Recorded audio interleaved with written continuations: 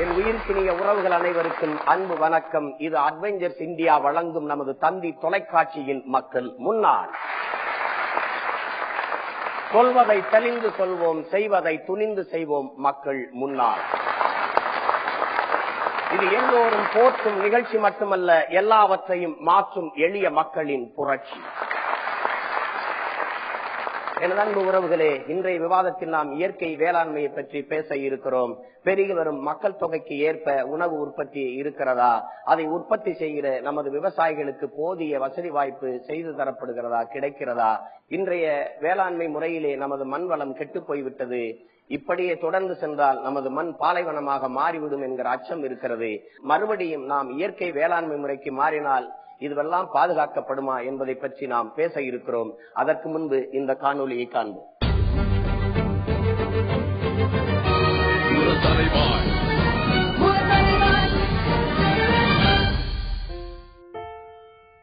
மரபு சார்ந்த விதைகளால் நம் நாட்டு மக்களின் பசிப்பிணியை போக்க இயலாது. அதனால் நவீன விதைகளை தருகிறோம் என்பதே பசுமை புரட்சியின் அடிப்படை.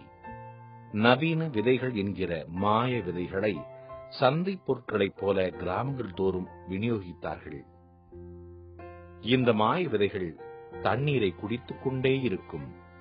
இதன் அகோர பசிக்கு இந்திய விவசாயிகளால் தண்ணீர் கொடுக்க முடியவில்லை.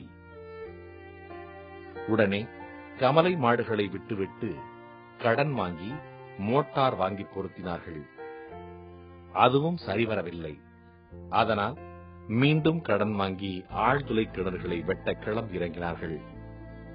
இந்த மாய விதைகளால் நிலத்தடி நீர் ஆழத்திற்கு சென்றது மட்டுமல்ல, இந்திய விவசாயிகள் அனைவரும் கடன் தொல்லைக்கு ஆளாகினார்கள். இந்த பசுமை புரட்சி வந்த பிறகு தற்கொலை செய்து கொண்ட விவசாயிகளின் எண்ணிக்கை மட்டும் 2.5 லட்சத்தையும் தாண்டியிருக்கிறது. பசுமை புரட்சி கொடுத்த தண்டனையா என்கின்ற கேள்வி நமக்கு எழுகிறது.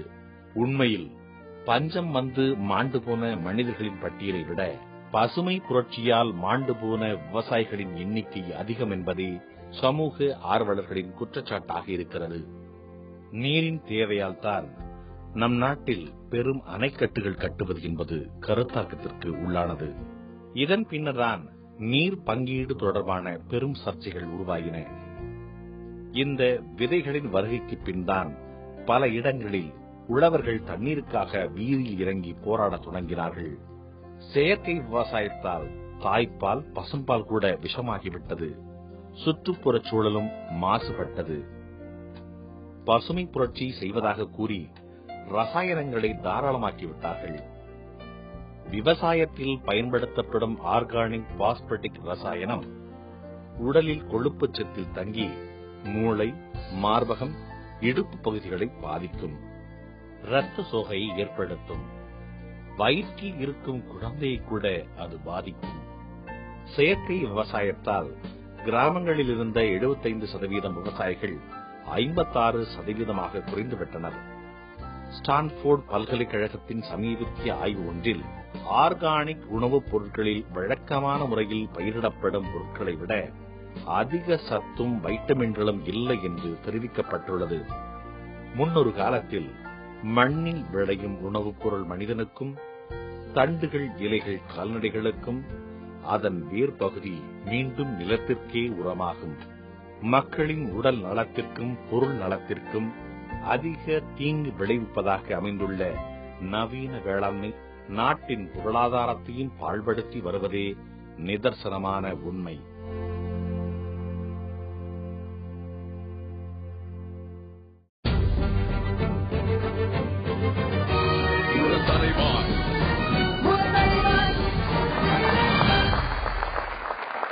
இதை பற்றி விவாதிப்பதற்காக அரங்கத்தில் மதிப்புமிக்க பெருமக்கள், இங்கே போற்றுதற்கும் வணக்கத்திற்கும் உரிய பெருமகன், இயற்கை வேளாண் பேரறிஞர், எங்களினுடைய பெரிய தகப்பன் ஐயா நம்மாழ்வார் அவர்கள் அரங்கத்தில் நம்மோடு இங்கே.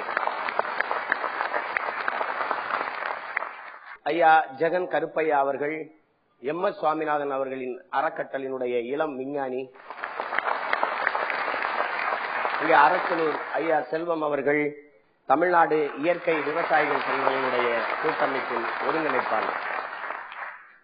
எனது அன்பு உறவுகளே, நமக்கு உணவு கொடுத்த, உடை கொடுத்த அருமை விவசாய பெருங்குடி மக்களில் 3 லட்சம் பேர் இதுவரை உயிரிழந்திருக்கிறார்கள். அவர்களுக்காக ஒரு நிமிடம் நாம் எல்லோரும் எழுந்து நின்று அகவணக்கம் செலுத்துவோம்.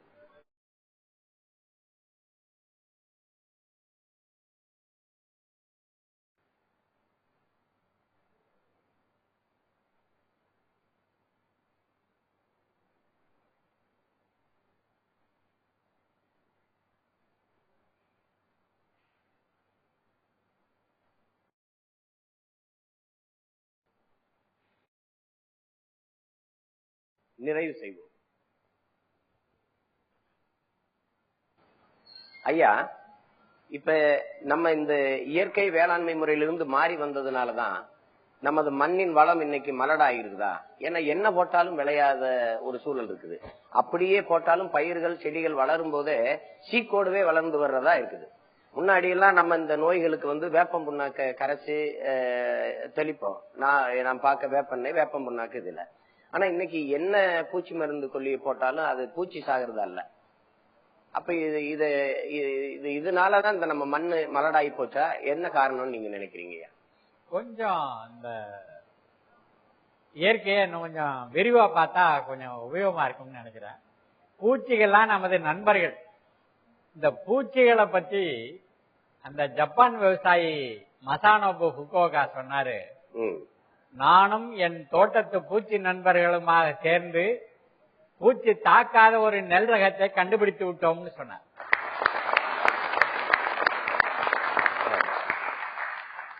நிறைய பூச்சிகள் அவருடைய பயிர்ல இருக்கிற கதிரெல்லாம் தின்ன போது அந்த பூச்சிகள் திங்காத கதிர் 2 இருந்தது. அளவைகளை எடுத்து அதை கசக்கி அதை காய வச்சு பாதுகாத்து மறுபடியும் விதைச்சு அவன் ஒரு விதைய உண்டு பண்ணான். அப்ப எதை வச்சு உண்டு பண்ண? அந்த பூச்சிகள் அடையாளம் காட்டின இந்த கதிர்கள் பூச்சி தாக்காத ரகங்கள். ஆந்திராவில 3000 விவசாயிகள் பருத்தி பயிர் பண்ணியிருந்தாங்க. அந்த பருத்தி காய அமெரிக்க காய்ப்புழு தின்னுது. அமெரிக்க காய்ப்புழுவுக்கும் இந்திய காய்ப்புழுவுக்கும் கொஞ்சம் வித்தியாசம் இருக்கு.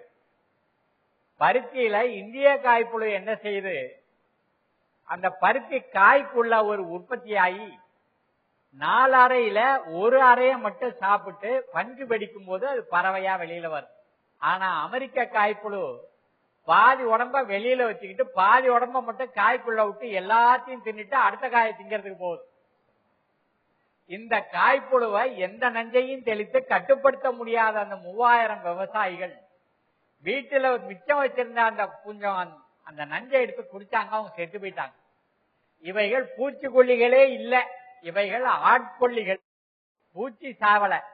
ஆனா நம்ம சாப்பிடக்கூடிய நெல்லு நஞ்சாச்சு, கோதுமை நஞ்சாச்சு, தக்காளி நஞ்சாச்சு, கத்திரிக்காய் நஞ்சாச்சு, வெண்டைக்காய் நஞ்சாச்சு, நம்மளுடைய திராட்சை பழம் நஞ்சாச்சு, ஆரஞ்சு பழம் நஞ்சாச்சு.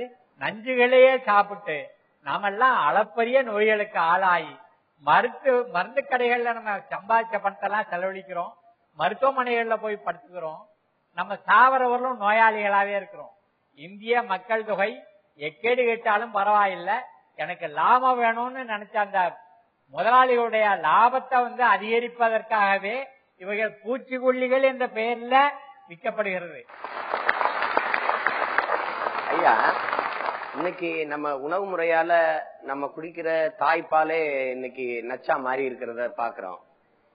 இந்த மாதிரி நமக்கு இந்த நம்மளுடைய மண் வளம் இன்னைக்கு மலடாகி போயிருக்கிறதுக்கு காரணம் என்னங்கய்யா? பாரதியார் வெள்ளக்காரன் ஆண்டுகிட்டு போது ஒரு பாட்டு எழுத, அந்த பாட்டுல என்ன சொன்னா, பொய்யை தொழுது அடிமை செய்வார்க்கே செல்வமெல்லாம் உண்டு, உண்மை சொல்வார்க்கோ எழுதறிய பெருங்கொடுமை சிறை உண்டு, தூக்குண்டே இறப்பது உண்டு. ஆனா வெள்ளைக்காரர்கள் போன பிறகு நம்மளுடைய சுற்றத்தார்கள் ஆட்சியில் இருக்கும் போதும் இதேதான் நடந்தது. கடந்த 66 ஆண்டுகளாக பொய்யையே தொழுது எவன் அடிமை செய்யறானோ அவனுக்கே செல்வம் எல்லாம் சேர்ந்துகிட்டே இருக்கு. அதுல மிகப்பெரிய பொய் இந்த பெர்டிலைசர் ஒண்ணு கொடுத்தான் பாருங்க, அதான் மிகப்பெரிய பொய். பச்சை புரட்சி வேணும்னு அன்னைக்கு உணவு அமைச்சரா இருந்த சி சுப்பிரமணியம் சொல்லும் போது பிரதம மந்திரிக்கு பக்கத்துல இருந்த செக்ரட்டரி சொல்லியிருக்கிறாரு, எதுக்குங்க அதெல்லாம் வேணும், நம்ம கையில போதிய அளவு பணமும் இல்ல, கடன் வாங்கி இதெல்லாம் எதுக்கு இறக்குமதி பண்ணணும், ஒவ்வொரு விவசாயிக்கும் 1 கிலோ அகத்தி விதை கொடுத்தா போதும்னு சொல்லியிருக்கிறார். அந்த அகத்தி செடியோட வேர்ல தங்கி இருக்கிற கண்ணுக்கு தெரியாத உயிர் என்ன செய்யுது, காற்றுல இருக்கிற நைட்ரஜனை எடுத்து அதை வேர்ல முடிச்சு முட்டா உருண்டை உருண்டையா சேர்த்து வச்சிருந்தா அதான் யூரியா. அப்ப நம்ம அகத்தி செடி வந்து ஒரு ஃபெர்டிலைசர் பிளான்ட். ஃபெர்டிலைசர்னா வளம் தருவது, பிளான்ட்னா செடி. ஒரு காங்கிரீட்ல கூடாரத்தை கட்டிக்கிட்டு அதை ஃபெர்டிலைசர் பிளான்ட்ங்கிறான், அங்கதான் போய் அகத்தி செடியை நட்டா அந்த பூமி வளமாவுது. யூரியாவையோ டிஓபியோ மண்ல போட்டா அங்க இருக்கிற உயிரெல்லாம் சாவுது. அது ஸ்டெரிலைசர், இருக்கிற உயிரை கொள்றது. ஸ்டெரிலைசரை ஃபெர்டிலைசர் தலையில கட்டினா பாருங்க, அந்த மாயத்துல மயங்கி நம்ம எல்லாத்தையும் இறந்துட்டோம். இந்த பூமியை சாவடிச்சா இந்த நாட்டில் இருக்கிற மக்கள் அத்தனை பேரையும் தனக்கு அடிமையாக்கிட முடியும் அப்படின்னு அமெரிக்க பன்னாட்டு கம்பெனிகள் நினைக்குது. இங்க இருப்பவர்கள் அவர்களுக்கு ஏஜென்ட் வேலை பார்க்கறாங்க. ஆகையினால நம்ம எல்லாத்தையும் இழந்துட்டு இருக்கிறோம். அருமை ஐயா, நீங்க சொல்லுங்க. நமது மண்ணின் வளம் வந்து இப்படி மலடாய் போச்சு, எது போட்டாலும் முளைக்க மாட்டேங்குது. இப்ப எங்க ஐயா வந்து விவசாயம் செய்து கொண்டிருக்கிறாங்க. அவங்க சொல்றாங்க பூச்சி எல்லாம் நம்ம நண்பன், நீங்க இந்த பூச்சியை கொல்றதுக்கு இந்த மருந்தை பரிந்துரைக்கிறோம்ன்றீங்க. இது அப்படி எப்படி பூச்சியை கொல்லக்கூடாதுங்கிறப்ப நீங்க பாத்தீங்கன்னா தேனி செத்து போச்சு. இன்னைக்கு எங்களுக்கு பட்டுப்பூச்சி கொடுக்கறது ஒரு பூச்சி, இப்ப இது பட்டு நூல் கொடுக்கறது. இப்ப இதையெல்லாம் கொண்டுட்டு நாங்க என்ன செய்யறது? இப்ப எங்க மண்ணுல வண்ணத்து பூச்சியே பாக்குறது அரிதா இருக்குது.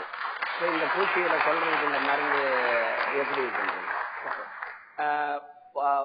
பூச்சிகள்லாம் கொலை செய்யறது எங்க நோக்கம் இல்ல. எங்களுடைய நிறுவனம் வந்து ஒரு தாரக மந்திரத்தோட தான். இதை ஒத்துக்கிறீங்களா இல்லையா? இப்ப நீங்க மண்புழு வந்து உழவனின் நண்பன். ஏன்னா அது மேல மண்ணை தின்ட்டு கீழே போய் கழுவி போடும், கீழே இருக்கிற மண்ணை தின்னு மேல கொண்டுட்டு வரும். நண்டுகள் வந்து வலையில இருந்து ஒவ்வொரு தோட்டத்துல இருந்து அந்த தோட்டத்துல இருந்து மண் எடுத்து வந்து போடும். இப்ப இது வந்து அந்த மண்ணின் வளத்தை பெருக்கி கொடுத்தது, அதெல்லாம் செத்து போச்சு. அது காரணம் இந்த விவசாய இந்த உரம் முறை, இந்த உரத்தை வீசுறதுனால தானே, இந்த ரசாயன உரங்கள் தானே இதை கொண்டுருச்சு. அதான் ரசாயன உரங்களால செத்துச்சுன்றதுக்கு முழுமையா ஒத்துக்கொள்ள முடியாது. சரிங்களா? மண்புழு உயிர் வாழணும்னா போதிய ஈரப்பதம் வேணும்.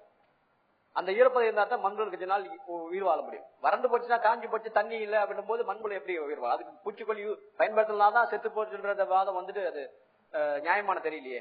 இல்ல இப்ப அதுல என்ன சொல்றாங்க, நீங்க கொண்டு வந்த இந்த விதைகள், நவீன விதைகள், இப்ப குறுகிய காலத்துல விளைய வைக்கிற பயிர்கள்னு கொண்டு வந்த இந்த விதைகள் தான் நிறைய தண்ணீரை அது விளைவிக்க தேவைப்படுது என்று சொல்றாங்க. இப்ப அந்த தண்ணீரை தேடி தேடி போகும்போதுதான் இந்த வறட்சி வருதுன்னு சொல்றாங்க. இப்ப இதை நீங்க எப்படி பாக்குறீங்க? இது வந்து 65 கிலோ பஞ்சம் ஏற்பட்ட போது தான் பசுமை புரட்சி எடுத்து வந்தோம். இப்போ எங்க நிறுவன தலைவரோ என்ன சொல்றாரு, இயற்கை விஷயத்தை முழுமையாக ஆதரிக்கிறோம். அதற்காக உயிர் கிராமம் என்ற ஒரு திட்டத்தையே, இயற்கை வேளாண்மை நீங்க முழுக்க ஆதரிக்கிறோம். அதுக்கு எதான நல்ல நன்றி ஐயா. அவரு நம்ம ஜெகன் ஐயா சொல்றாங்க, இந்த ரசாயன உரங்களை பயன்படுத்துவதால மட்டுமே நமது மண் வந்து மலடாயிரல, மண்புழு போன்ற நமது நண்பர்களை வந்து அது மட்டுமே கொலை செஞ்சிடல, நீர் பற்றாக்குறை தான் அதுக்கு பெரிய காரணம்ங்கிறாங்க. நீங்க இதை எப்படி பாக்குறீங்க? ஆனா அது தொடங்கியது வந்து ரசாயன உரம் போட்டதால் தான் தொடங்கியது. 80% பங்கு 90% பங்கு அதுக்கு தான் கொடுத்தாகணும். ஏன்னா நீங்க அதை போட்ட பிறகு தண்ணீர் நிறைய வேணும். வேணும். தண்ணீருக்கு நிறைய பூமிக்கு அடியில் ஆழமா குழி தோண்டி புதைச்சு அதை குழி தோண்டி அதை வந்து தண்ணி எடுத்தாகணும். அதுக்காக தான் எடுத்தோம். நிறைய தண்ணீர் நிறுத்தின பிறகு உள்ளுக்குள்ள காத்து இருக்காது. 3 வகையான தன்மைகள் ஒரு ஒருங்கிணைப்பில் இருந்தால்தான் அது மண். அது உயிரியல் தன்மை, பௌதிக தன்மை, வேதியியல் தன்மை. உப்பு போட்ட உடனே அந்த உயிரியல் தன்மை உயிரை கொண்டுடும், உயிரியல் தன்மை போயிடும். உயிரியல் தன்மை பௌதிக தன்மையும் பாதிக்குது, ரசாயன தன்மையும் பாதிக்குது. ஒட்டுமொத்தமா மண் மலடாய்ப்பு. ஐயா ஜெகனையா, இப்ப ஐயா சொல்றாங்க, நீங்க கூட சொன்னீங்க நாங்க இப்ப இந்த இயற்கை வேளாண்மை முறையை ஆதரிக்கிறோம் அப்படின்னு. ஏன்னா நம்ம அனுபவ ரீதியாவே நம்ம உணர்றோம், நம்ம வந்து நமது உணவு நஞ்சாய் போயிடுச்சு அப்படின்னு. ஏன்னா இப்ப முன்னாடி எல்லாம் மாம்பழத்தை நம்ம விரும்பி சாப்பிடுற ஒரு உணவா இருந்தது. இன்னைக்கு அதை சாப்பிட்டா உடனே வாந்தி பேதி வருது, வாய் வெந்து போகுது. காரணம் கற்களை வச்சு பழுத்து வைக்கிறோம், நம்ம வர்த்தகமா மாறிடுச்சு. அது நல்லா வளரணும், பெருத்து வளரணும், நிறைய மகசூல் தரணுங்கிறதுக்காக ரசாயன உரங்களை கொட்டி வெறும் நச்சாக்கிறோம், வேதிப்பொருட்களை கொட்டி. இதனால நம்ம அணு அளவுல நம்ம அறிவுல உணர்ந்து நம்ம இயற்கை வேளாண்மைக்கு மாறுறோம். இப்ப அதான் நீங்க சொல்றீங்க. இப்ப ஐயாவை போன்ற இந்த மண்ணை மக்களையும் பெரிதும் நேசிக்கிற பெருமக்கள் தான் இந்த விவசாய முறையை விட்டுறக்கூடாதுங்கிறதுக்காக இது பண்றாங்க. ஏன்னா அப்படி இருக்குது. இப்ப ஏன்னா நான் இவ்வளவு பேசுறது காரணம், நான் ஒரு விவசாயினுடைய மகன், எனக்கு அது மேல பெரிய ஆர்வம் இருக்குங்கிறதுனால நான் ஒரு கவிதை படிச்சேன். ஒரு சகோதரர் பகலவன் ஒருத்தர் எழுதினது, கிழவனுக்கும் கிளர்ச்சி ஊட்டும் மாத்திரைகள் விஞ்ஞான கண்டுபிடிப்பு, ஆனால் எங்கள் உழவனுக்கு கிடைப்பது மட்டும் எப்போதும் மலட்டு விதைகள் என்று ஒரு கவிதை. அது மாதிரி எந்த விதைய போட்டாலும் முளைக்க மாட்டேங்குது, 100 விதைச்சா 2 முளைக்குது. அப்ப அது அந்த அளவுக்கு மாறி போயிடுச்சு.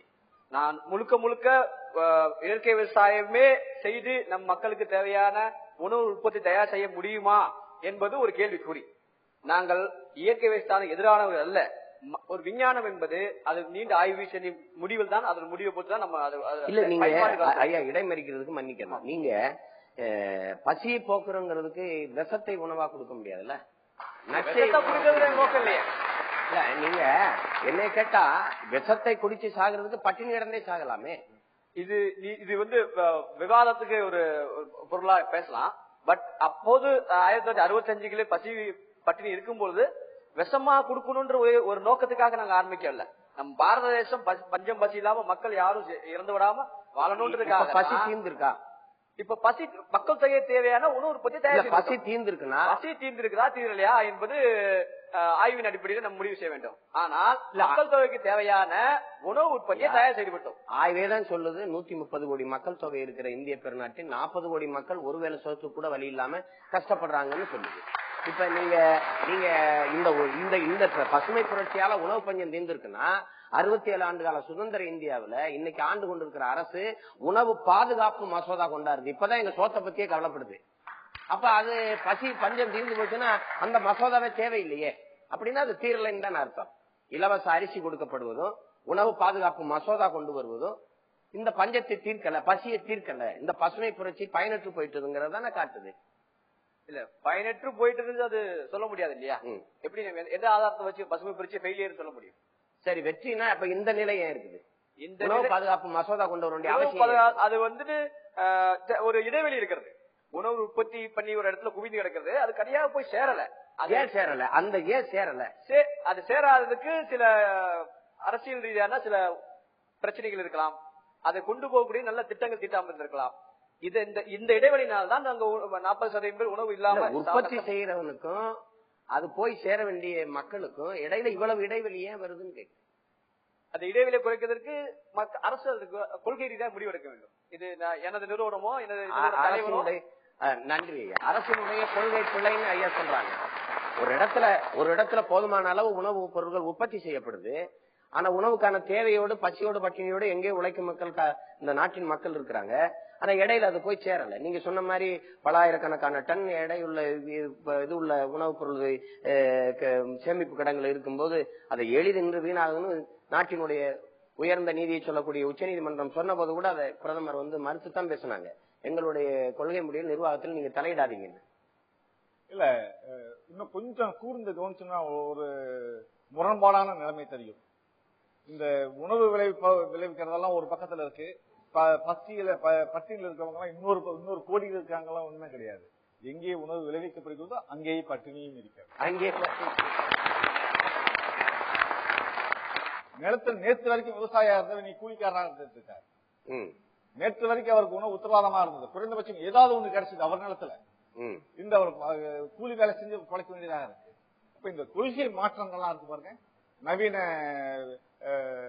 உலகத்தோட கொள்கை மாற்றங்கள், அதுவும் கடந்த 10 ஆண்டுகள் நடந்த கொள்கை மாற்றங்கள், உலகமயம். இது விவசாயிகளை வேகமா வெளியே தள்ளிக்கிட்டே இருக்கு. விவசாயத்தை வெளியே தள்ளிக்கிட்டு தண்ணீர் கிடையாது, பருவமழை கிடையாது, நிலம் வளமிழந்து போயிருக்கிறது, மக்கள் உணவு நஞ்சாகி போயிருக்கிறது, அத்தனை பேர் உடலும் நோய்க்கு ஆளாகி இருக்கிறது.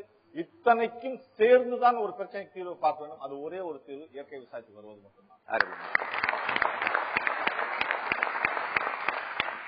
இது மக்களின் கேள்விக்கான நேரம். பட்டுக்கோட்டை பள்ளத்தூர் முருகையன் பேசுறேன். சேகன் சார் அவர்களுக்கு, அதாவது உரம் பூச்சி மருந்து விற்றவங்க எல்லாம் இன்னைக்கு கோடீஸ்வரனாங்க. ஆனா இந்த விவசாயத்தை செஞ்ச விவசாயி கடன்காரனாகி தற்கொலை செய்து கொண்டார்கள். இந்த இழிநிலைக்கு காரணம் இது இந்த பசுமை புரட்சி. ஐயா நீங்க சொல்லுங்க ஐயா. இப்போது நடைமுறை தேவை, இயற்கை விவசாயமும் தேவை என்பதை நாங்கள் கவனத்தோடு நாங்கள் அதை எங்கள் நிறுவனமும் நாங்களும் செய்து கொண்டிருக்கோம். எங்க நிறுவன தலைவரோ எங்க நிறுவனமோ இயற்கை விவசாயம் வேண்டாம் என்று சொல்வது அதுக்கு எதிரானவர்களாக இல்லை. ஆரோக்கியம் சம்பந்தப்பட்ட மனிதன் ஆரோக்கியம் இல்லாத வாழ்கிறார், அதற்கு பசுமை புரட்சி தான் ஒரு காரணம் என்றால் இது நிச்சயமாக அதை ஏற்றுக்கொள்ளத்தக்கதாக இல்லை. மகேந்திரன் பேரு, விருதாச்சலத்திலிருந்து வரேன். கால்நடைகள் கொஞ்சம் கொஞ்சமா குறைஞ்ச நிலையில் இயற்கை வேளாண்மை சாத்தியமா? மாடுகள் வர வர குறைஞ்சுக்கிட்டு வருது. அப்படி இருக்கும்போது எப்படி இயற்கை விவசாயம் செய்யறதுன்னு கேட்கிறாரு. மாடுகள் நிறைய இருந்த போது மாடுகளை நிலத்துல படுக்க போட்டோம், இரவுல எழுப்பி எழுப்பி படுக்க போட்டோம். அது சாணி மூத்தெல்லாம் போட்டு அதுலயே 2 மாட்டை கட்டி உழுதோம், அதுல விதைச்சோம், வளர்ந்தது விளைஞ்சது, நெல்லு சோளம் கம்பு எல்லாம் விளைஞ்சது. அதனால எல்லாமே சாத்தியம். ஆனா இன்னைக்கு மாடு குறைவா இருக்கும்போது நம்ம அப்படி செய்யல. நம்ம என்ன செய்யறோம்னா, ஒரு ட்ரம்ல ஒரு குடம் தண்ணி பிடிக்கிற ட்ரம்ல ஒரு தடவை போட்ட சாணி, ஒரு தடவை மாடு கொடுத்த மூத்திரம், கையளவு வெல்லம், 3 போட்டு ஒரு குச்சியால கலக்கணும். வலது பக்கம் 50 சுத்து, இடது பக்கம் 50 சுத்து. காலை மதியம் மாலை 3 வேளை வலதுபுறமும் இடதுபுறமும் கலக்கி வச்சா 24 மணி நேரத்துல அமிர்த கரைசல் தயார். இத நம்மாழ்வார் முதல்ல கண்டுபிடிக்கல. இது அந்த மராட்டிய மாநிலத்தில் உள்ள கணக்கு வாத்தியார் ஸ்ரீபாத போல்கார் கண்டுபிடிச்சார். அவர் என்கிட்ட பரிமாறினார் இந்த விஷயத்த. இத இப்ப தமிழ்நாடு முழு பரப்பிட்டோம். அவரு என்ன சொன்னாரு, ஹிந்தியில பேரு அமிர்த பாணினாரு. சொல்லிவிட்டு அவன் யோக்கியம். அவன் சொன்னா அந்தந்த மாநிலத்தில் இருக்கவங்க அவங்கவுங்க மொழியில பேசணும்னு. அதனால இது அமுத கரைசல்னு நான் பேர் வச்சாங்க. இந்த 1 லிட்டருக்கு 10 லிட்டர் தண்ணி கலந்து தெளிச்சோம்னா பயிர் 10 கொடுத்து வளருது, விளையுது. அதான் இயற்கை விளையாடு. அப்ப மாடு இருக்கிறவர்களும் மாடு ஏறு போடுறவர்களும் வேற ரசாயன உரம் வாங்க மாட்டான் அப்படிங்கறதுக்காக வைக்கல இல்லாம பண்ணி, மாட்டு தீவனம் இல்லாம பண்ணி மாட்டை கசாப்பு கடைக்கு அனுப்பிச்சாம பாருங்க, அதுல அவன் வெற்றி அடைஞ்சிருக்கு. அப்ப அமெரிக்காக்காரங்களுடைய வெற்றிக்காகவும் நம்மளுடைய எல்லாம் தற்கொலை பண்ணிட்டு சாவுறோம். மக்கள் நுகர்வோரெல்லாம் நோயில படுத்திருக்காங்க. எல்லாரும் பணமும் மருந்து கடைக்கும் போயிட்டு இருக்குது, டாக்டர்கிட்ட போயிட்டு இருக்குது. நம்ம எல்லாத்தையும் அழிச்சுக்கிட்டு இருக்கிறோம். மாறாக நம்ம என்ன செய்யணும் அப்படின்னா, சின்ன விஷயத்த புரிஞ்சுக்கணும். இங்க 100 இளைஞர்கள் இருக்கீங்க. இந்த மக்கள் முன்னாள் நிகழ்ச்சியை பார்த்து கொண்டிருக்கிற இளைஞர்கள் தமிழ்நாடு முழுவதும் நிறைய பேர் இருக்கிறாங்க. நம்ம 1 லட்சம் இளைஞர்கள் இதுல இறங்கணும்னா தமிழ்நாட்டுடைய தளபதியை மாற்றி எழுதுவோம். சார், என் பேர் கலையரசன், நான் வேலூர்ல இருந்து வரேன். சார், இயற்கை வேளாண்மைக்கு விதைகள் தான் பேராயுதமா இருக்கு சார். இப்போ அழிஞ்சு போன விதைகளை மறுபடியும் மீட்டெடுக்க முடியுமா? இப்படி மீட்டு எடுத்தாலும் அந்த விதைகளை இப்ப இருக்கிற மண்ணுக்கு நம்ம பயிர் செய்து அதிக மகசூல் கிட்ட முடியுமா ஐயா? முதிர்ந்து போன விதைகளை மீட்டெடுப்பது கஷ்டம், முடியாது. ஆனால் இருக்கக்கூடிய விதைகள் முழுசா எல்லாமே அழிச்சு போயிடல. அங்கங்க குக்கிராமங்கள்ல தன்னுடைய தேவைக்காக ஒரு சின்ன விவசாயி, குடிசையில வாழக்கூடிய ஒரு விவசாயி தன்னோட தேவைக்காக அந்த தக்காளியும் வெண்டையும் கத்திரிக்காய் வெவ்வேறு வச்சிட்டு இருக்காரு. அவைகளை திரும்பி எடுத்து பெருக்கிக் கொள்ளலாம். அந்த பெருக்கிக் கொள்கின்ற வேலைகள் நடந்து கொண்டிருக்கிறது. 2வது கேள்வி, நிறைய விளைவிக்க முடியுமா அப்படிங்கிறது. எல்லாத்தையும் நிறைய விளைச்சிக்கிட்டே இருக்கு. மண்ணை உயிருள்ள வளமான மண்ணா கொடுத்ததுன்னா செடியோட வேலை நிறைய விளைவித்து கொடுப்பதுதான். விளைவிக்கிற வார்த்தை கூட தப்பு. மனுஷன் விளைவிக்கிறான்னு சொல்றது கூட தப்பு. நாம விளைவிக்கிறதா ஒண்ணுங்க. செடி தானாக நன்றாக வளர்ந்து நிறைய கொடுக்கிறது. நம்முடைய பங்கு மிக குறைவு. நம்முடைய அகங்காரம் சொல்லுது நான் நிறைய விளைவிச்சுட்டேன் அப்படின்னு சொல்றது. நான் நிறைய வளம் விளைவிக்கல. நிலத்தை நல்லா வளமா வச்சிருந்தேன். அந்த பயிருக்கு தேவையான எல்லாத்தையும் நான் செஞ்சு கொடுத்தேன். அது நிறைய விளைஞ்சு தள்ளுது. உங்ககிட்ட ஒரு கேள்வி கேட்க, நம்ம மனித உழைப்பை உற்பத்தியில ஈடுபடுத்தி விளைச்சலை பெருக்கணும்னு நினைக்கிறோம். ஆனா இப்ப நீங்க பாக்குறீங்க, இங்க 100 நாள் வேலை திட்டம்னு இருக்குது. அதனால நம்ம கிராமப்புறங்கள்ல நம்ம விவசாயத்தை செய்து கொண்டிருக்கிற நம்ம மக்களுக்கு வேலைக்கு ஆள் கிடைக்க மாட்டேங்குது. அப்ப ஒரு நாள்ல பறிக்கக்கூடிய மிளகாய் பழத்தை மிளகாய் 1 வாரம் பறிக்க வேண்டியிருக்கு, பருத்தி 10 நாள் பறிக்க வேண்டியிருக்கு. இதெல்லாம் அந்த சிக்கலை நம்ம பாக்குறோம். இதை ஆக்கப்பூர்வமா இந்த உழைப்பை அந்த உற்பத்தியிலே பயன்படுத்தி இந்த 100 நாள் வேலை திட்டத்தை விவசாய நேரங்கள்ல போய் நீங்க கோடை காலங்கள் இந்த ஏப்ரல் மே மாதம் இந்த மாதத்துல நீங்க இந்த ஏற்கனவே வறட்சி நிவாரண பணின்னு இது இருந்திருக்குது. இப்ப அதையே தான் மாற்றி இப்ப 100 நாள் வேலை திட்டம்னு கொண்டு வந்திருக்காங்க. இந்த 60 நாள் வேலை செய்யுங்க, மீதி 40 நாளுக்கு அந்த கூலியும் சேர்த்து நீங்க இந்த 60 நாள்ல வாங்கிக்கிறங்க. மற்ற நேரங்கள்லாம் நீங்க போய் விவசாயத்துல போய் பாடுபடுங்க உழைங்கன்னு சொல்லாம இந்த மனித உழைப்பை இப்படி வீணடிக்கிற இந்த திட்டம் 100 நாள் வேலை திட்டம், இதனால விவசாயத்துக்கு ஆள் கிடைக்காத பெரிய கொடுமையை நம்ம பாக்குறோம். இதை நீங்க எப்படிங்க பாக்குறீங்க? தண்ணியில ஐஸ் கட்டிய போட்டீங்கன்னா மேல துள்ளி ஒன்று தான் தெரியும். இந்த 100 நாள் வேலை திட்டத்துடைய தீங்கு இப்படிதான் பரவலா பேசப்படுகிறது. அதாவது விவசாயம் செய்யறவங்களுக்கு ஆள் கிடைக்கலங்கிற மாதிரி பார்க்கப்படுகிறது. உண்மையில என்னன்னு கேட்டீங்கன்னா, நான் அவர்களுக்கு 100 நாளைக்கு இவங்க பணம் கொடுக்கறதுக்காக நான் வருத்தப்படல. 1917 ரஷ்யாவுல புரட்சி வந்த போது அந்த புரட்சியை ஆதரிச்சு பாடிய பாரதி பேசினா, உழுது விதைத்து அறுப்பார்க்கு உணவு இல்லை, பொய்யை தொழுது அடிமை செய்வார்க்கே செல்வமெல்லாம் உண்டு. அப்ப காலங்காலத்துக்கும் நிலத்துல பாடுபட்ட மக்கள் இருக்காங்களே, இந்த விவசாய தொழிலாளர்கள், அவர்கள் இன்னைக்கு வேலை செய்யாம 100 நாளைக்கு சம்பளம் வாங்குறாங்கன்னா நான் மகிழ்ச்சி அடையவே செய்யறேன். ஆனா மிச்சக்கரை 265 நாள் எதை வச்சுட்டு திம்பாங்க.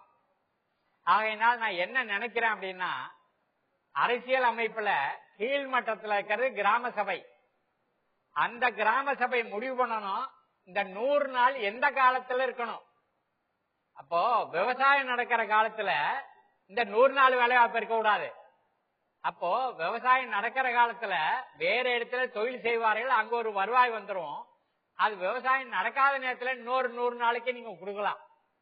அப்ப அன்னைக்கு அவர்களும் நல்லா இருப்பார்கள், விவசாயமும் நல்லா இருப்பாங்க. நம்ம சங்கம் வச்சு நம்ம முன்னோர்கள் ஆட்சி நடத்தினான்.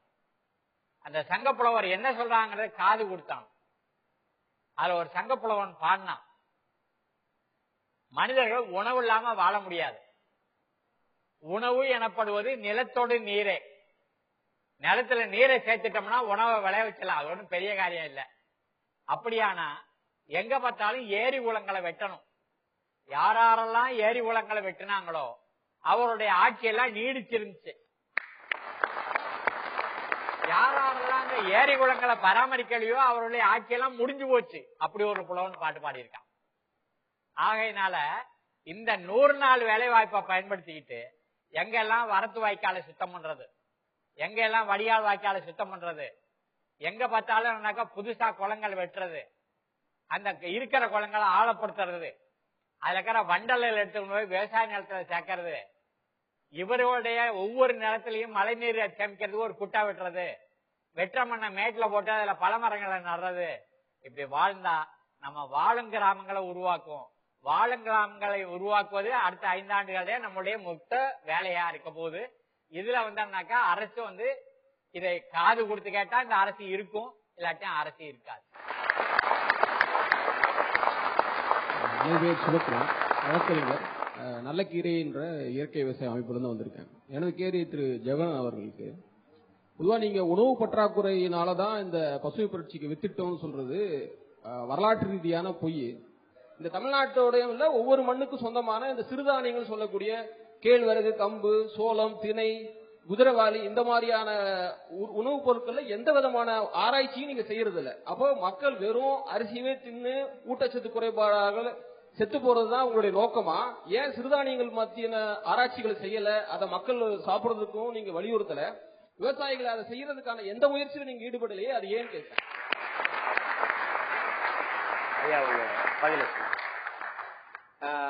உங்க கேள்வி எங்களுடைய முயற்சி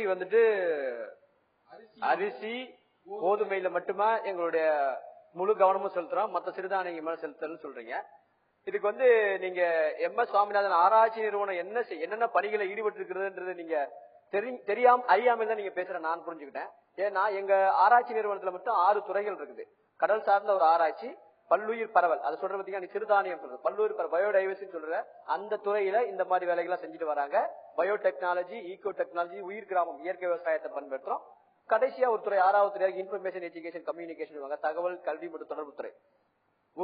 ஒரே ஒரு சின்ன ஒரு நோக்கத்தை மட்டும் சின்ன வச்சுக்கிட்டு அதே நாங்க கடைபிடிக்கல.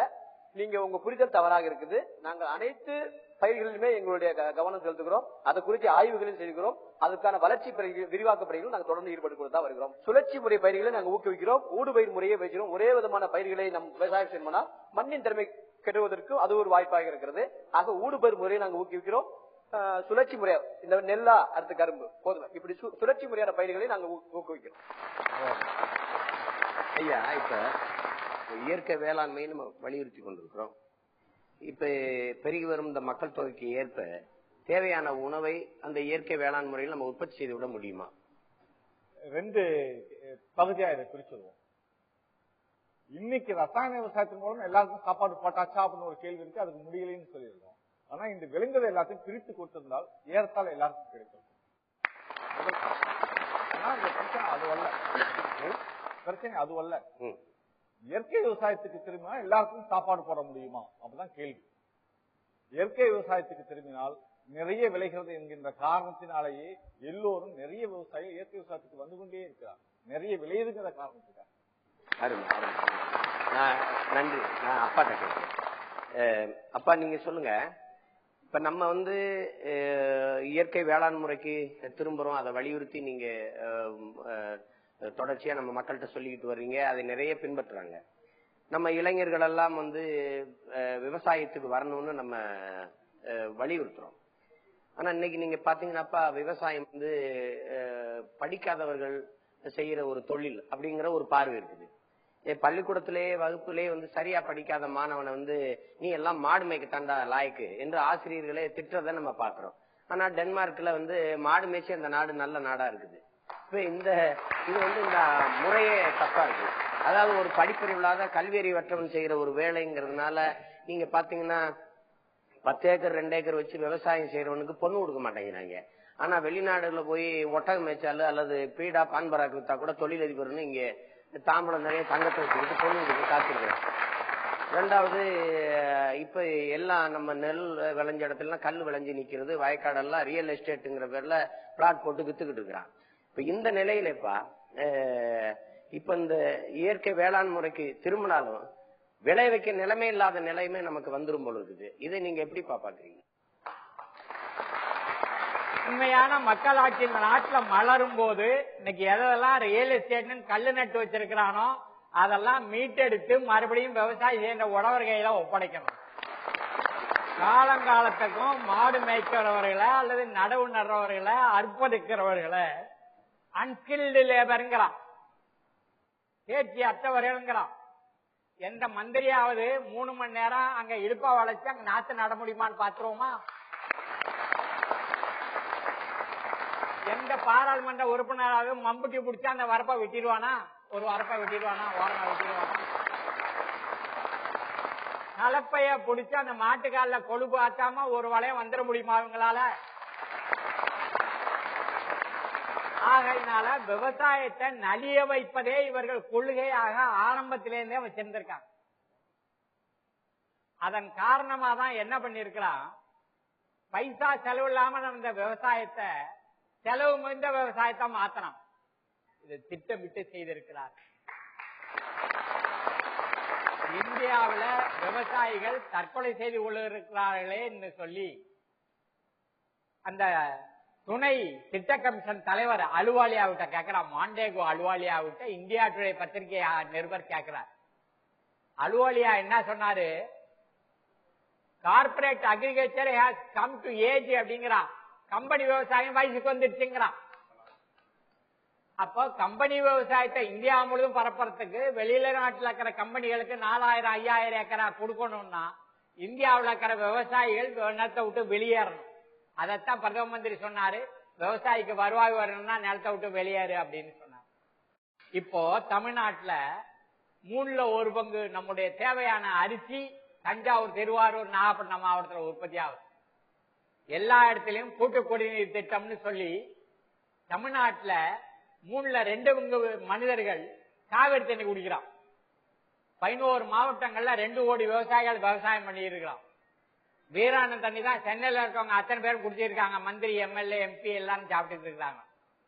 அத அவ்வளவையும் மாற்றி அத நிலக்கரி சுரங்கமாகவும் மீத்தன் சுரங்கமாகவும் மாத்திர வேலையில மத்திய அரசாங்கம் கம்பெனிக்காரனுக்கு ஈஸ்டர்ன் எனர்ஜி கார்பரேஷன் ஒப்பந்தம் கையெழுத்து போட்டு கொடுத்துருக்கான் 2010.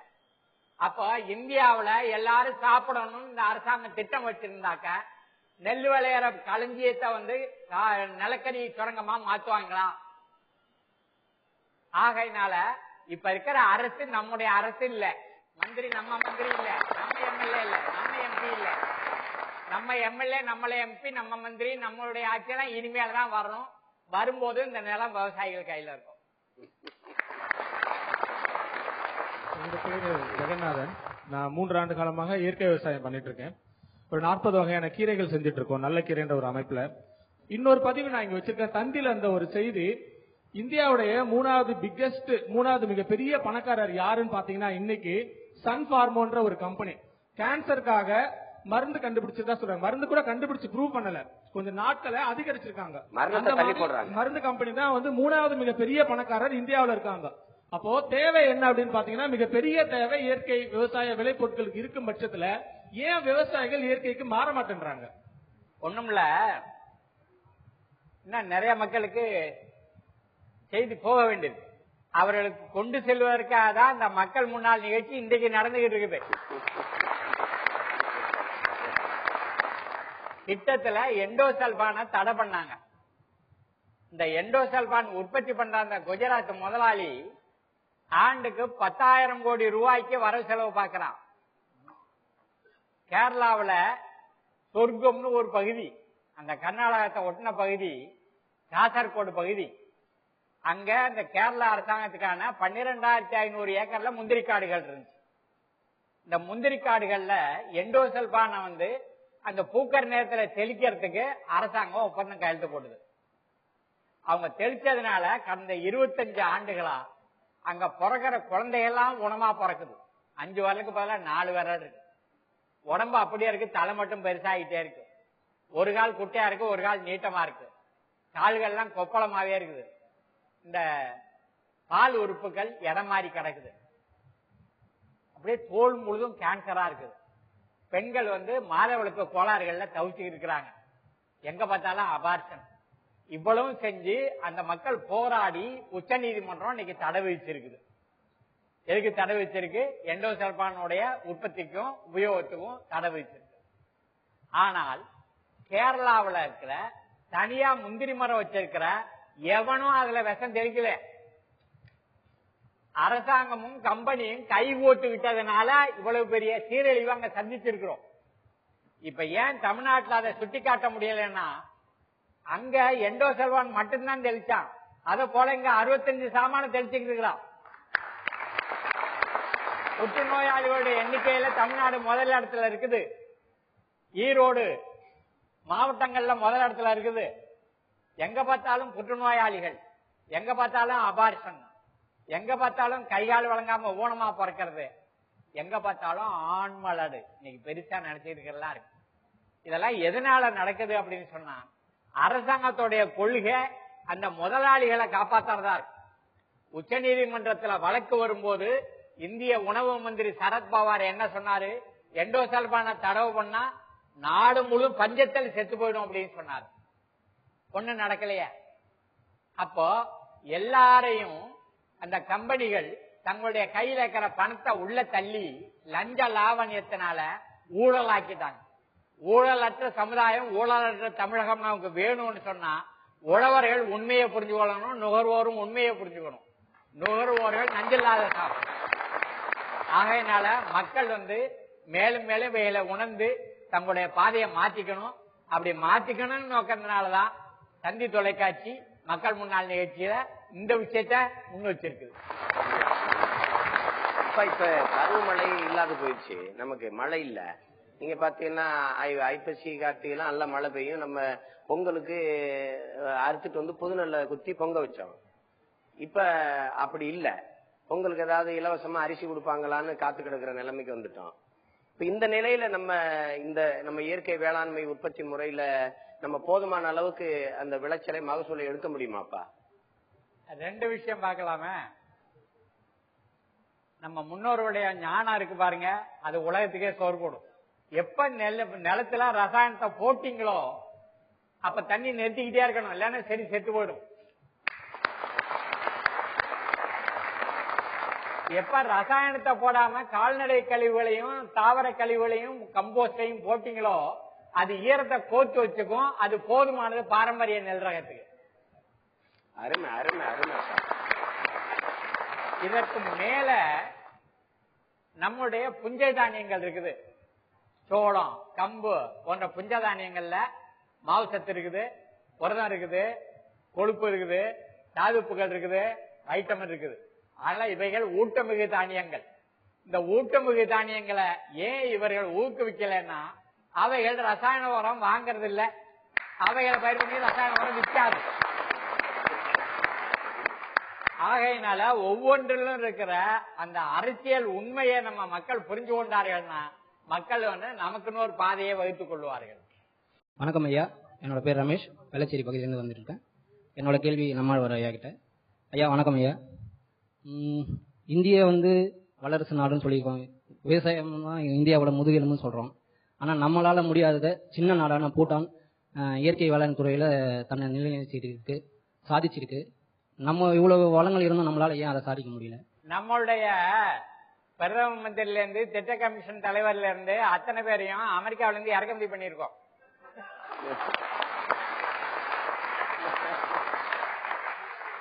எதுவானாலும் அமெரிக்காவில கேட்டுக்காம இவங்க எதுவும் செய்ய மாட்டாங்க. இப்ப உங்களுக்கு எல்லாம் புரிஞ்சிருக்குன்னு நினைக்கிறேன். அந்த நம்ம பர்மா மாதிரியோ அல்லது சூடான் மாதிரியோ பூட்டான் மாதிரியோ அந்த நம்ம இல்ல, நம்ம அமெரிக்காவுடைய முனிசிபாலிட்டி மாதிரி இருக்கும். என் பேர் சுரேஷ், நான் தஞ்சாவூர் மாவட்டம் பட்டுக்கோட்டையில வந்திருக்கேன். ஐயாவுக்கு என்னோட கேள்வி, அரசு ஏன் விவசாய விளைபொருட்களுக்கு விலை நிர்ணயம் பண்ணக்கூடாது? அப்படி பண்ணா விவசாயிகளுக்கும் மக்களுக்கு ரெண்டு பேருக்கும் பயனுள்ளதா இருக்கும். இடைத்தரகர்கள் லாபம் சம்பாதிக்க முடியாது. அதான் பண்ணிட்டு இருக்க. அதாவது நான் ஒண்ணு சொல்றேன், உங்களுக்கு ஞாபகப்படுத்துறேன். ரொம்ப முக்கியமான விஷயம், அது பேசப்பட வேண்டிய விஷயம். பொள்ளாச்சி விவசாயி சொல்றாரு, ஐயா 1970களில் மரத்துல இருந்து விழுந்த ஒரு தேங்காயும் விவசாயி வாங்கினா 1 லிட்டர் டீசலும் ஒரே விலை, 5 ரூபா 5 ரூபா. ஆனா இன்னைக்கும் தேங்காய் 5 ரூபாயா இருக்கு, ஆனா டீசல் 55 ரூபாயா இருக்கு. அரசு விலை நிர்ணயம் பண்றதுனாலதான் விவசாயி ஒண்ணும் இல்லாம போயிருக்கிறான், கீழே போயிட்டு. நன்றி. இறுதியா உங்க கருத்தை நீங்க நம்ம நிகழ்ச்சியை பார்த்து கொண்டிருக்கிற விவசாய பெருங்குடி மக்கள், இளைய தலைமுறை பிள்ளைகளுக்கு நீங்க என்ன சொல்ல விரும்புறீங்க? தினசரி உணவை கொடுத்துதான் நம் பிள்ளையை இவ்வளவு உயரம் வளர்த்திருக்கிறார்கள். நம் குழந்தைகளை வளர்த்திருக்கிறோம், நம் கனவுக்கு கொடுக்கிறோம், கனவு மனைவி எல்லோருக்கும் உயிரை கொடுத்துக் கொண்டிருக்கின்ற, உடலை கொடுத்திருக்கின்ற அந்த உணவை கொடுத்த விவசாயிக்கு ஒவ்வொரு முறையும் குறைந்தபட்சமாக 1 நிமிடம் நன்றி செலுத்திவிட்டு அந்த உணவை உண்ணுங்கள். நன்றி செலுத்துவது ஒன்றுதான் அவர்களுக்கு. வள்ளுவர் சொன்ன மாதிரி தொழுதெல்லாம் பின்னாடி எல்லாம் பண்ணணும், நன்றி மட்டும் செலுத்துங்க. இரண்டாவது, நீங்க நன்றி செலுத்துகின்ற பொழுது விவசாயியுடைய பிரச்சனைகளை பேச ஆரம்பிப்பீர்கள், தொடர்ந்து பேசுங்கள். விவசாயியுடைய பிரச்சனையை விவசாயி மட்டும்தான் பேசிக்கணும் முடிச்சிருந்தோம்னா நமக்கு எங்க உலகத்தில் எந்த நாட்டிலிருந்தும் உணவு வராது. நஞ்சில்லாத உணவு நம்முடைய அடிப்படை உரிமை. இன்று அதை அரசாங்கம் ஏற்றுக்கொண்டு விட்டது, நீதிமன்றம், உச்ச நீதிமன்றம் சொல்லிவிட்டது. நஞ்சில்லாத குடிமக்களின் உரிமை, நஞ்சில்லாத உணவு கிடைக்கிறதா என்பதை கண்காணிக்க சொல்லி எல்லா மாநில அரசாங்கங்களுக்கும் உச்ச நீதிமன்றம் உத்தரவும் போட்டுவிட்டது. எல்லோரும் இயற்கை விவசாயத்துக்கு மாறுகின்ற பொழுது மட்டும்தான் தமிழ்நாட்டின் தண்ணீர் பிரச்சனையை தீர்க்க முடியும், தமிழ்நாட்டின் உணவு பிரச்சனையை தீர்க்க முடியும். குடியானவன் ஒரு அரசனை போல் ஒரு கௌரவமான வாழ்க்கையை வாழ முடியும். ஏன்னா விவசாய பொறுத்தவரை எல்லோரும் விவசாயத்துக்கு வாருங்கள் என்றும் இறுதியாக நான் சொல்லுவேன். ஆகவே தனக்கான உணவை விளைவிக்கக்கூடிய வித்தையை அறிந்து கொண்டு ஒரு அரசனை போல் வாழ்வதற்குரிய வாழ்க்கையை உருவாக்க எல்லோரும் வாருங்கள் என்று கேட்கிறோம். ஐயா, இப்ப நம்ம செல்வமையா சொன்னாங்க எல்லா இளைஞர்களும் விவசாயத்துக்கு வாங்க அப்படின்னு. இறுதியா நீங்க நம்ம மக்களுக்கு முன்னாடி என்ன சொல்ல விரும்புறீங்க? இறுதியா நான் இந்த மக்கள் முன்னாள் நிகழ்ச்சி மூலமாகவும் இங்க இருக்க இளைஞர்களுக்காகவும் இதை பார்த்துக்கிட்ட நேர்களுக்காக நான் 2 விஷயங்களை கருத்துக்களை பதிவு செய்ய விரும்புறேன். ஒண்ணு, MS சுவாமிநாதன் விவசாய நிலங்களை கெடுத்தார் என்ற ஒரு எண்ணத்தை, அது தவறான புரிதலை கைவிட வேண்டும்.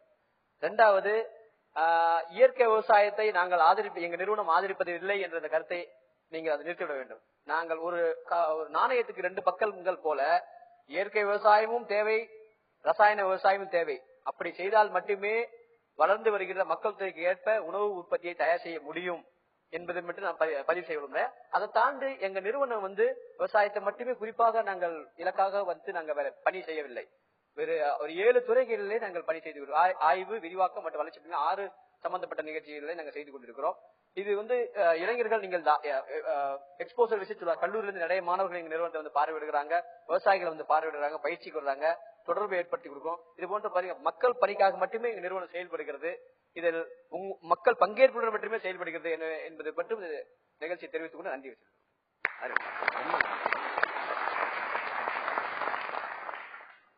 அப்பா, நீங்க இந்த மக்கள் முன்னாள் நிகழ்ச்சிக்கு வந்ததுனால இந்த நிகழ்ச்சி மிகவும் பெருமை அடையுதுப்பா. நீங்க ஆமா, உங்களுடைய உடல் நலன், வயது எதையுமே பொருட்படுத்தாம இந்த மக்கள் இப்படி நச்சை உண்கிறார்களே, இப்படி இந்த மண் நாசமா போகுதே, இந்த நீண்ட காலமாக இந்த மக்கள் செய்து வருகிற தேசிய தொழில் இப்படி தேஞ்சு போகுதே, இதை மீட்டெடுக்கணும்னு நீங்க அரும்பாடுபட்டு போராடி கொண்டிருக்கிறீங்க. மறுபடியும் இந்த மக்களை அந்த மீட்டுருவாக்கம், அந்த இயற்கை வேளாண் முறைக்கு மாற்றணும்னு நீங்க நினைக்கிறீங்க. ஏன்னா ஏறக்குறைய இங்கே நீங்க பாத்தீங்க, நமது மொழி செத்து, நமது பழக்க வழக்கங்கள், பண்பாடு, வாழ்வியல் முறை, மரபு எல்லாம் செத்து, இன உணர்வு செத்து, மானங்கெட்டு நாசமாய் போய் கொண்டிருக்கு இந்த இனம். இதுல நம்ம செஞ்சு வந்த இந்த வேளாண் முறையும் மாறி போச்சு. இதை மீட்டெடுக்க நீங்க அரும்பாடுபட்டு வர்றீங்க. இப்ப இந்த மக்கள் முன்னாடி நீங்க என்ன, இதை பார்த்து கொண்டிருக்கிற நமது உழவர் பெருமக்கள், வருங்கால தமிழ் தலைமுறை பிள்ளைகள், இவங்களுக்கு நீங்க என்ன சொல்ல விரும்புறீங்கப்பா? நான் சொல்லுவது எதுவுமே என்னுடைய சொந்த கருத்து இல்ல. முதல்ல மக்களுக்கு அது சொல்லிடணும். மறுபடியும் அந்த இயற்கை ஆதாரங்களை மக்கள் மத்தியில எல்லா மக்களுக்கும் நம்ம விரிச்சு பங்களிச்சு கொடுக்கணும். அப்பதான் நேரு சொன்ன சோசியலிஸ்டிக் பேட்டர்ன் ஆஃப் சொசைட்டி வரும். சோசியலிசம் மாதிரி சமூகம். அப்போ ஜவஹர்லால் நேருடைய மகள் ஆட்சிக்கு வந்தாங்க, பேரன் ஆட்சிக்கு வந்தான், பேரன் பொஞ்சாதி ஆட்சியில இருக்குது, பேரனுடைய கொள்ளு பேரன் ஆட்சிக்கு வர்றான். எல்லாருமா சேர்ந்து 100 முதலாளிகளை உலகத்து பணக்காரன் ஆக்கியிருக்கிறான். 81 கோடி பேரை அனாதை ஆக்கியிருக்கான், பிச்சைக்காரன் ஆக்கியிருக்கான். நிரந்தர வேளாண்மை நமக்கு என்ன வேணும்? நிரந்தர வேளாண்மை வேணும். எதனாலும் தள்ளி வைக்கலாம், உணவை தள்ளி வைக்க முடியாது. நம்ம மூதாட்டி அவை சொன்னா, வைரப்பாத்து சொன்னா, அவ வைரப்பாத்து உலகத்து சிறந்த இலக்கியம்னா அதுதான். அவ சொன்னா, என் வயிறு உன்னோட வாழ்றது ரொம்ப கஷ்டமா போச்சு போ, எனக்கு இடையூறு செய்யற வயிறே உன்னோட எனக்கு பெரிய தொந்தரவா போச்சு போ. ஒரு நாள் உணவை ஒழி என்றால் ஒழியாய், ஒரு நாள் சாப்பாடு தள்ளி போடுனா தள்ளி போட மாட்டேங்கிற, இல்ல வாங்கி கொடுக்கறதுக்கு ஆள்கள் தாளாளர்கள் இருக்காங்க, 2 வேளைக்கு சேர்த்து சாப்பிடுங்கன்னா சாப்பிட மாட்டேங்கிற. ஒரு நாள் உணவை ஒழி என்றால் ஒழியாய், 2 வேளைக்கு ஏழ் என்றால் ஏழாய், ஒரு நாளும் என்னவோ அறியாய். என்னுடைய கஷ்டம் உனக்கு தெரிய மாட்டேங்குத, இடும்பை கோரி என் வயிறே உன்னோடு வாழ்தல் அறிவு. அதனால நீங்க எந்த வேலையா இருந்தாலும் தள்ளி போடலாம், உணவை தள்ளி போட முடியாது. அதனால உழவுங்கிறது நிரந்தரமா நடக்கணும். இந்த நிரந்தர வேளாண்மைய பாடமாக்கி பயிற்சியாக்கி உலகம் முழுதும் பரப்புனவன் பில் மொல்லிசன். இந்த பில் மொல்லிசன் ஆஸ்திரேலியா நாட்டு பேராசிரியர். அவன் என்ன செய்யறான், அந்த மலையில வாழ்ற பழங்குடி மக்கள் தலைவர்களோடு பேசுறான். ஐயா, இந்த மரத்தோட இலதல பூ, அந்த காய்கறி நெத்துக்கிட்டு எல்லாம் கீழே கொட்டி, பறவைகளோட சாணங்களும் அந்த மிருகங்களோட எல்லாம் சேர்ந்து கீழே கம்பளம் மாதிரி விரிச்சிருக்குது. நீ ஒரு கையில ஒரு கழிய வச்சுக்கிட்டு அதை ஒரு ஓட்ட போடுற, உன் மனைவி அதுல சோளம் அல்லது மொச்சையோட விதைய போட்டு கட்ட வரலால அமுக்குறா, 4 நாள் கழிச்சு அது முளைச்சு வளர்ந்து விளையுது, அப்புறம் போய் நீ அறுத்துக்கிட்டு வர்ற. ஆனா கீழே சமவெளியில் இருக்கிற ஒரு பண்ணையார் என்ன செய்யறாரு, சட்டி கலப்பையை போட்டு பூமியை பொழந்து போடுறான், தெளிப்பு நீரை போட்டு எங்க பார்த்தாலும் தண்ணியை தெளிக்கிறான், இன்னொரு எந்திரத்தை விட்டு எங்க பார்த்தாலும் ரசாயனத்தை தூவுறான், அப்புறம் இன்னொரு எந்திரத்தை விட்டு எங்க பார்த்தாலும் விதைய போடுறான், அப்புறம் இன்னொரு எந்திரத்தை விட்டு களை எடுக்கிறான், அப்புறம் இன்னொரு எந்திரத்தை விட்டு பூச்சிக்கொல்லி நஞ்சுகள் எல்லாம் தெளிக்கிறான், அப்புறம் இன்னொரு எந்திரத்தை விட்டு எல்லாத்தையும் அறுத்து வீட்டுக்கு எடுத்துட்டு வர்றான். உன் விவசாயத்துக்கும் அவனுடைய வேளாண்மைக்கும் எந்த இடத்துல வித்தியாசம் இருக்குன்னு கேட்டான். அப்ப அவன் சொன்னான், அந்த மக்கள் தலைவன் சொன்னான், நான் இயற்கை தாயனுடைய மார்பிலிருந்து பால் குடிக்கிறேன். அந்த சமவெளியில் இருக்கிற பண்ணையார் இருக்கிறானே, அவன் இயற்கை தாயனுடைய முளையை அரித்து ரத்தத்தை குடிக்கிறான்னு சொன்னான்.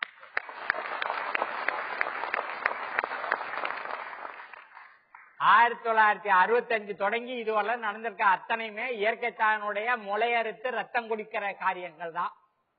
ஆகையினால இனிமேலும் இந்த பூமியில மக்களுடைய வாழ்க்கை நீடிக்கணும், நிலைக்கணும்னு சொன்னா நம்ம இயற்கையை நோக்கி நகருங்கிறத என் தாய் குலத்துக்கும் என் தந்தை குலத்துக்கும் தமிழ்நாடு முழுவதும் என் இனத்துக்கு தெரிவிச்சு நான் என்னோட விடைபெற்றுக்கிறேன். நன்றி, வணக்கம். தந்தையினுடைய மக்கள் முன்னாள் நிகழ்ச்சி மிகப்பெரிய அளவுல ஒரு மாற்றத்தை கொண்டு வருங்கிற நம்பிக்கையோட விடைபெறேன். நன்றி, வணக்கம். அரங்கத்தில் நம்மோடு தங்களின் மேலான கருத்துக்களை பதிவு செய்த தலைவர் பெருமக்கள், அறிஞர் பெருமக்களுக்கு நமது அன்பு நிறைந்த நன்றி. நமது அன்பு உறவுகளே, இன்றைய விவாதத்தில் நாம் இயற்கை வேளாண்மையை பற்றி பேசினோம். அதிலே பெருமதிப்பிற்குரிய பெருமகன் விதை நெல்லை போல இந்த மண்ணில் நாம் பாதுகாக்கப்பட வேண்டிய மகத்தான மாமனிதன் ஐயா நம்மாழ்வார் தமது அனுபவ அறிவை நாம் அறிய தந்தார்கள். அவர்களுக்கு தந்தி தொலைக்காட்சியின் மக்கள் முன்னால் நிகழ்ச்சியின் சார்பாக மனமார்ந்த நன்றியினை தெரிவித்துக் கொள்கிறோம். உழவுக்கும் தொழிலுக்கும் வந்தனை செய்வோம், வீணே உண்டு கழிப்போரை நிந்தனை செய்வோம் என்று பாடினான் நமது பாட்டன் மகாகவி பாரதி. ஆனால் இங்கே வீணே உண்டு கழிப்பவன் தான் உழுது பிழைப்பவனை நிந்தனை செய்கிறான். இதுதான் இன்றைய நிலைமையாக இருக்கிறது. இன்னைக்கு விவசாயமே செய்ய முடியாத நிலைக்கு தள்ளப்பட்டு நமது மக்கள், உழவு தொழிலை நம்பி வாழ்ந்த நமது வேளாண் பெருங்குடி மக்கள் வாழ்வதற்காக, பிழைப்பதற்காக நகர்ப்புறங்களை நோக்கி நகர வேண்டிய அவலத்திற்கு தள்ளப்பட்டிருக்கிறார். இதற்கு காரணம் என்ன? இந்த நவீன வேளாண்மை முறை. எல்லாம் ரசாயன உரங்களை, வேதி உரங்களை கொட்டி கொட்டி, பூச்சி மருந்துகளை அடிச்சு அடிச்சு மண் மலடாய் போச்சு. எது போட்டாலும் விளைவதில்லை. இந்த நவீன பயிர் ரகங்களை விளைவிப்பதற்கு நிறைய தண்ணீர் தேவைப்படுது. அதற்கான நீர்வளம் நம்ம இடத்தில் இல்லை. உரங்களை வாங்கி போடுவதற்கு, அதற்கு நீர் பாய்ச்சுவதற்கு கடனை வாங்கி வாங்கி, பூச்சி மருந்து அடிப்பதற்கு காசு இல்லாம கடனை வாங்கி, தோட வித்து, தொங்கட்டான வித்து, கால் கொலுசை வித்து, தாலியை வித்து விவசாயத்தை செய்து கடைசியா விளைய வச்சு விற்பனை செய்ய போனா அதுக்கான உரிய விலை இல்லாம நட்டப்பட்டு போய் வாழ முடியாம வரப்பிலேயே நிக்கிற மரத்துல கையிலேயே முறுக்கி தூக்கா போட்டு தொங்கி சாகிற நிலைமைக்கு விவசாயி தள்ளப்பட்டிருக்கிறான். அப்ப இந்த அவலத்திற்கு காரணம் இன்றைய நவீன விவசாய முறை. இதிலிருந்து மீள்வதற்கு நமக்கு இருக்கிற ஒரே வழி நமது முன்னோர்கள் கடைபிடித்த அந்த இயற்கை வேளாண்மை முறையை கையாள்வதுதான், பின்பற்றுவதுதான் என்று அறிஞர் பெருமக்கள் இங்கே கருத்துக்களை பதிவு செய்திருக்கிறார்கள்.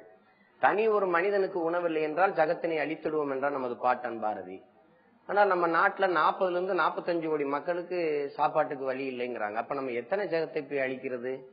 ஒருத்தனுக்கு சோர்லைனாலும் இந்த உலகத்தை அழிக்கணும்டான்னு கோவப்பட்ட நம்ம பாட்டனையே பட்டினி போட்டதான் இந்த நாடு.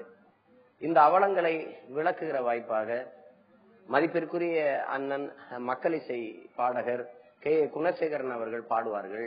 3/4 முழம் நெல்லு பயிறு 30 கஜம் தண்ணி கிணறு, நிக்காமத்தான் தண்ணி இறைச்ச நெல்லு பயிரும் காஞ்சி போச்சு. தக்காளி நட்ட வருஷத்துல தண்ணி குறைஞ்சது கிணத்துல, தண்ணி இருந்த வருஷத்துல தக்காளிக்கு விலை இல்ல. இந்த நிலையில தான் நம்ம விவசாயிகளினுடைய வாழ்க்கை இருக்குது. என்னைக்கு எல்லோரையும் போல உற்பத்தி செய்யற பொருளுக்கான விலையை விவசாயியே தீர்மானிக்கிறானோ அன்னைக்குத்தான் விவசாயியும் வாழ்வான், இந்த நாடும் வாழும். நமது வேளாண் மக்கள் படுகிற வேதனையை, வலியை உணர்த்துகிற ஒரு பாடல். களத்து மெட்டுல கருது ரொம்ப கட்டி கிடக்குது, அட எந்த நாளும் நம்ம வயிறோ ஒட்டி கிடக்குது. உழைச்சு உழைச்சு நம்ம மேனி எருது ஆகுது, உழைச்சு நம்ம மேனி எருது ஆகுது. எத்தனை நாள் நாம இங்கே அடிமையாவது. ஏறப்பழா வானத்திலே பறக்குது பாரு, ஏழை கனவ போல ஒசக்க போய் மறையுது பாரு. ஏறப்புழாம் பறக்குது வார் வானத்து மேலே, ஏழை வாழ்வு மட்டும் கிடக்குது வார் பூமிக்கு கீழே. குனிஞ்சு நாம தேடுறதே வாழ்க்கையத்தானா, குனிஞ்சு நாம தேடுறதே வாழ்க்கையத்தானா, வயலில் வேலை செய்யும் போது கூட கனவுகள் தானா.